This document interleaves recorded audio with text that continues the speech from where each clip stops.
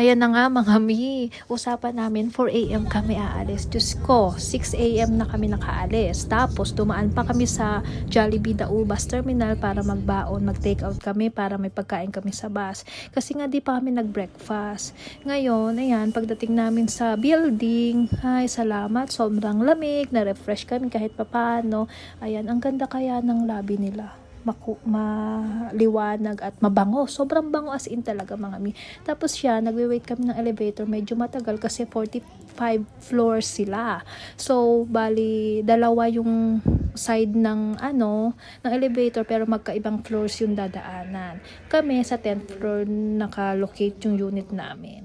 Tapos yan, pagdating namin sa unit, nag-place agad kami ng order sa Grab. Nag-order kami ng baliwag lechon manok. Ayan, sobrang kain. Syempre, yung chismis hindi mawawala. Naninira kami ng buhay ng iba.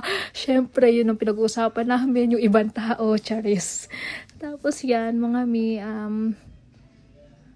nagpakabusog kami pero after that punta kami sa swimming pool. Ayan, lumabas na kami pero nagpahinga muna kami yan after kumain mga 2 hours kasi excited na ang bagets. Kasama namin yung baby ng isang friend namin, pero syempre kinrap ko siya dun sa first picture namin dun sa bus kasi ayoko ma-invade yung privacy niya kasi bata pa siya, alam mo naman ang panahon ngayon.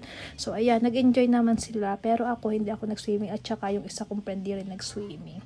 So, thank you everyone. See you on my next video.